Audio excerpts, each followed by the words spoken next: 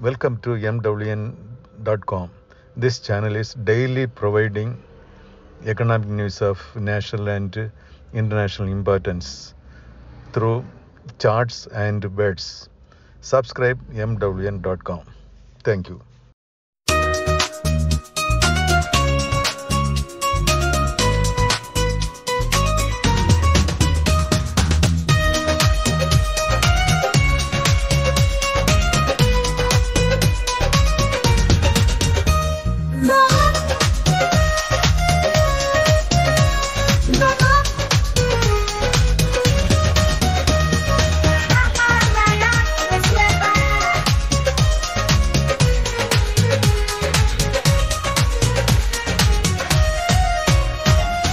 ஒன்று மார்ச் 2025 இல் முடிவடைந்த நான்காவது காலாண்டில் ஸ்டேட் பாங்க் ஆஃப் இந்தியா தனித்த நிகர லாபத்தில் 10% சரிவை 18,643 ரூபாய் கோடியாக குறைத்துள்ளதாக அறிவித்துள்ளது. நாட்டின் மிகப்பெரிய கடன் வழங்குனரான ஸ்டேட் பாங்க் ஆஃப் இந்தியா 2023 முதல் 24 ஜனவரி முதல் மார்ச் வரையிலான காலகட்டத்தில் 20,698 கோடி ரூபாய் லாபம் ஈட்டியுள்ளது. 2. அரசு ஊக்குவிக்கும் ONDC தளத்தில் விவசாயிகள் உற்பத்தியாளர்கள் அமைப்புகள் AOக்கள் பெரும் ஆர்டர்களின் தினசரி பரிவர்த்தனை 2000க்கும் அதிகமாக உள்ளது. இது இதுவரை இல்லாத அளவுக்கு அதிகமாகும்.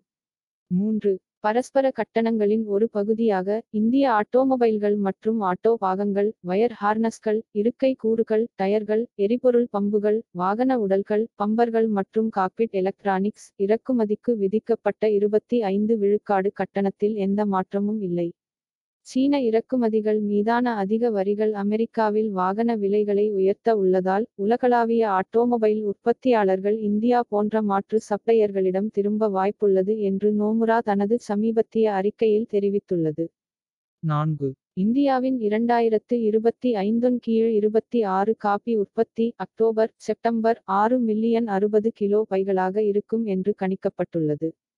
ஜனவரி மற்றும் பிப்ரவரி மாதங்களில் வறண்ட காலநிலை, அதைத் தொடர்ந்து மார்ச் மற்றும் மே மாதங்களில் பலத்த காற்று மற்றும் அதிகப்படியான பருவமழைக்கு முந்தைய மழை ஆகியவை விளைச்சலை எதிர்மறையாக பாதிக்கும் என்று எதிர்பார்க்கப்படுகிறது.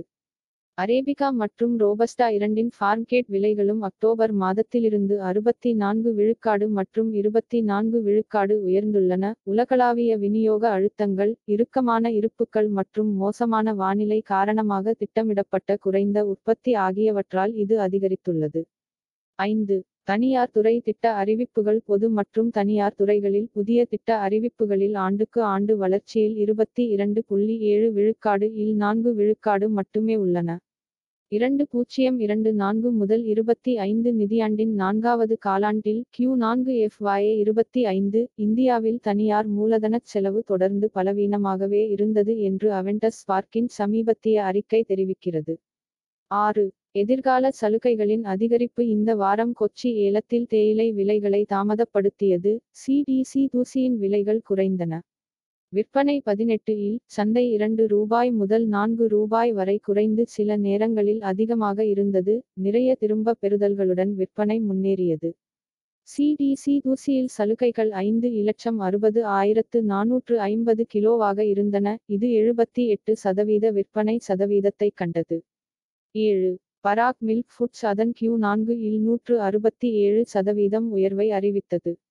FY25 நிகர லாபம் முந்தைய ஆண்டின் இதே காலாண்டுடன் ஒப்பிடும்போது 26 ரூபாய் கோடியாக இருந்தது. அதிக வருவாய் காரணமாக இது 10 ரூபாய் கோடியாக இருந்தது. காலாண்டிற்கான வருமானம் 16% அதிகரித்து 918 ரூபாய் கோடியாக இருந்தது. கடந்த காலாண்டுடன் ஒப்பிடும்போது 790 ரூபாய் கோடியாக இருந்தது. 8. டொனால்ட் டிரம்பின் வரிகள் அவரது சக அமெரிக்க குடிமக்களுக்கு பல பொருட்களை அதிக விலைக்கு மாற்றும். இறக்குமதி செய்யப்பட்ட கார்கள், கட்டுமானப் பொருட்கள் மற்றும் சில தொழில்நுட்பங்களின் விலை உயரும், மேலும் அமெரிக்க சாப்பாட்டு மேசைகளில் உள்ள உணவின் விலையும் அதிகரிக்கும். 9. பார்லி 10,000 ஆண்டுகளுக்கு முன்பு எகிப்தில் தோன்றியதாக நம்பப்படுகிறது, மேலும் ரிக் வேதத்தில் அனைத்து வயதினரும் அதன் பயன்பாடுகள் பற்றிய குறிப்புகள் மற்றும் ஆதாரங்கள் உள்ளன. இருப்பினும் பசுமை புரட்சி அதை பாதித்தது, பார்லியை விட அதிக கோதுமையை ஊக்குவித்தது.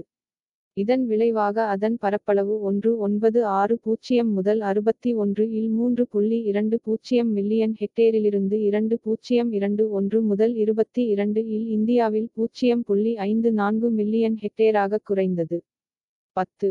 ஏப்ரல் 2025 வரையிலான 7 மாதங்களில் அரிசி கொள்முதல் 471.94 லட்சம் டன்களை லிட்டர் எட்டியுள்ளது. இதில் ரபி பயிரின் 11 லிட்டருக்கும் அதிகமான அரிசியும் அடங்கும். தற்போதைய கொள்முதல் 471.14 லிட்டரிலிருந்து சற்று அதிகமாகும்.